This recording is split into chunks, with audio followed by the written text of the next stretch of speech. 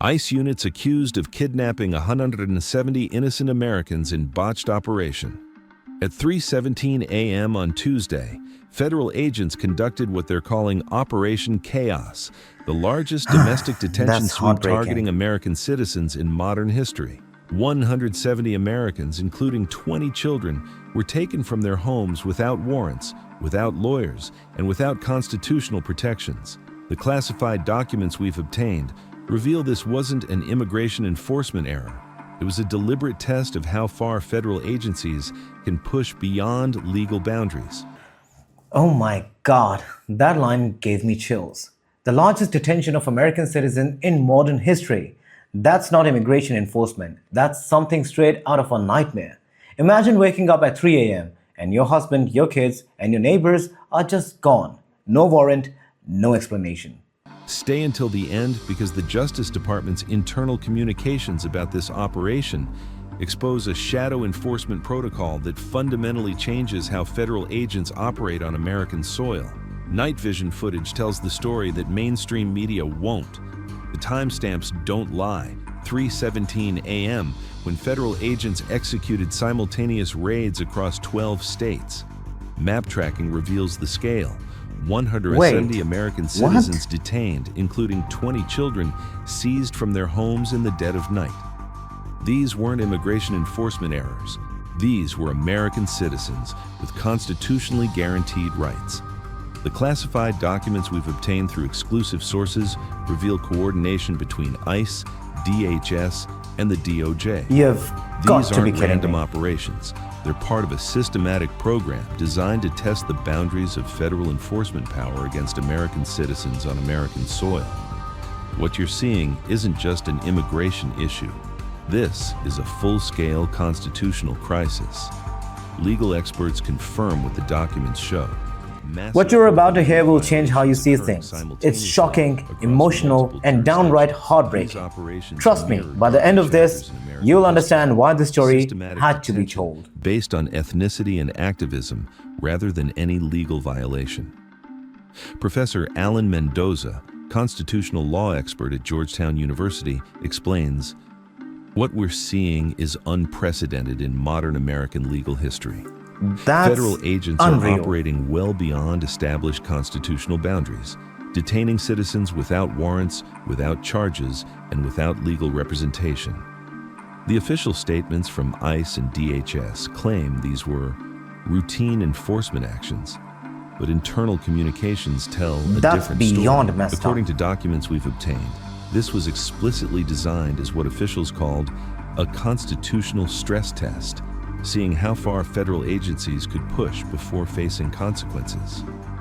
The victims' profiles reveal the targeting criteria: American citizens with no criminal records, no immigration violations, many targeted for past activism or simply for living in certain neighborhoods. That's straight out of a movie. DHS internal documents specifically identify target demographics, racial and ethnic criteria used to identify Americans for detention.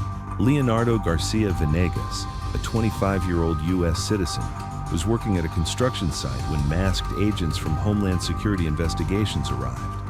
Security footage shows That's agents ignored white and unbelievable. black workers, targeting Latino workers instead.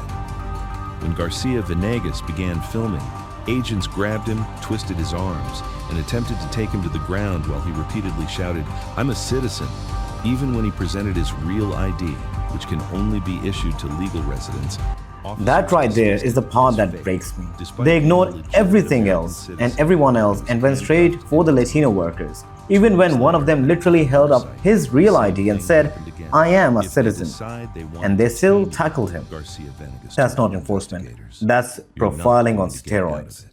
It's disgusting. The actual operation, the midnight raids that citizens' doorbell cameras captured across America.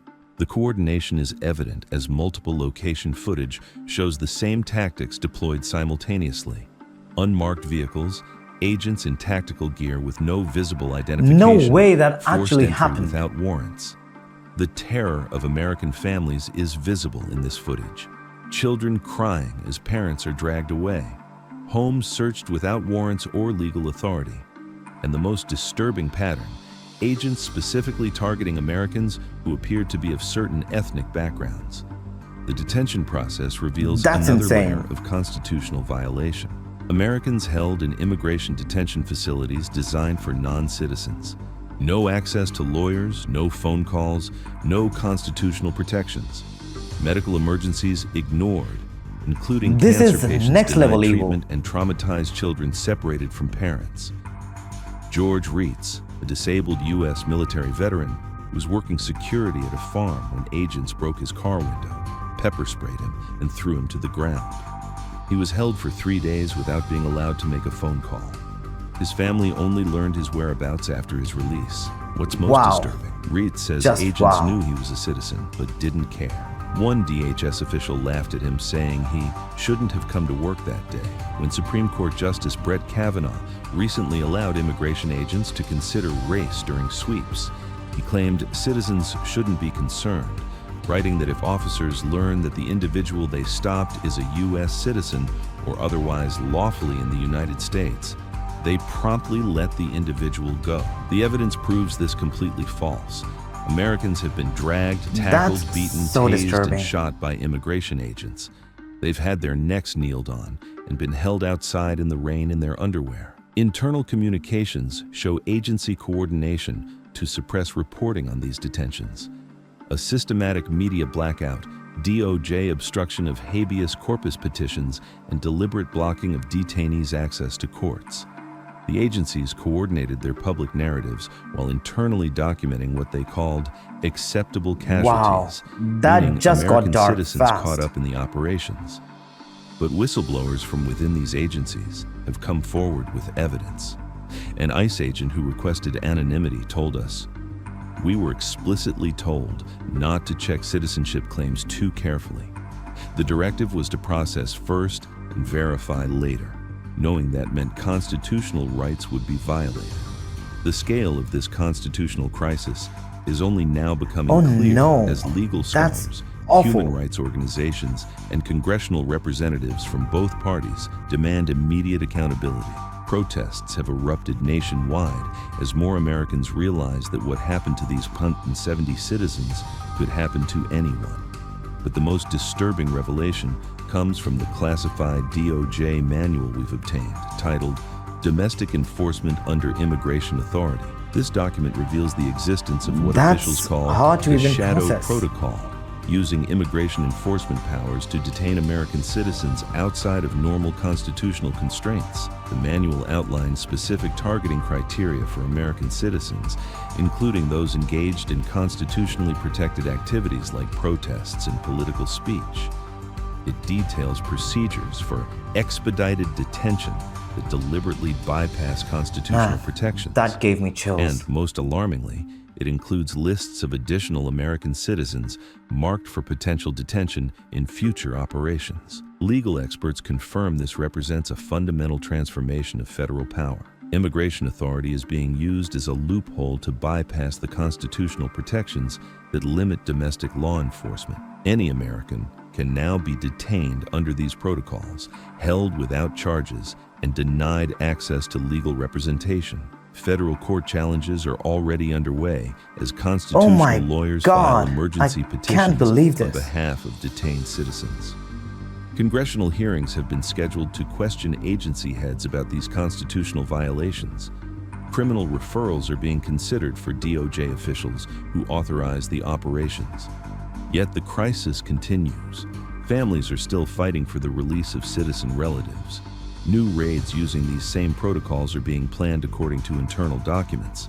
Courts are struggling with federal agencies, claiming unprecedented immunity from constitutional constraints.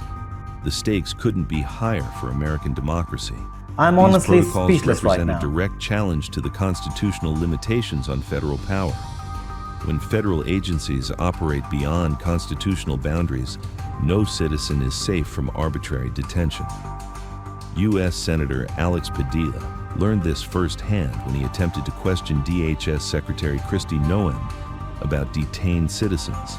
Federal agents grabbed the senator, pulled him to the ground, and handcuffed him. The department later defended the agents, claiming they acted appropriately in detaining a sitting U.S. senator. What we're witnessing isn't just about immigration. It's about whether America remains a constitutional republic where citizens are protected from arbitrary government power.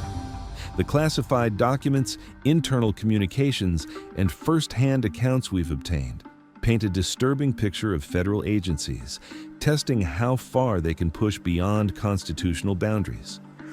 When 170 American citizens, this is actually making me including angry. 20 children, can be taken from their homes in midnight raids, detained without charges, and denied legal representation, all as part of a deliberate constitutional stress test, the foundations of American democracy are at risk. The evidence is clear, and the implications are profound. Operation Chaos represents That's a the kind of systematic thing attempt you to never establish new forget. federal powers beyond constitutional limits. As Justice Sonia Sotomayor warned in her dissent, Americans risk being grabbed, thrown to the ground, and handcuffed simply because That ending hits like a punch to the gut. No one is safe. That's not fear-mongering, that's a reality check. When the government can call someone or something a constitutional stress test and drag citizens out of their homes without rights, that's not democracy anymore. That's control. The shadow protocol revealed in Justice Department communications fundamentally changes the relationship between citizens and federal power. This is World Attackers, bringing you the evidence that others won't show, What the documents the hell? others can't obtain, and the truth that needs to be heard. When they can detain any American without constitutional protections, no one is safe.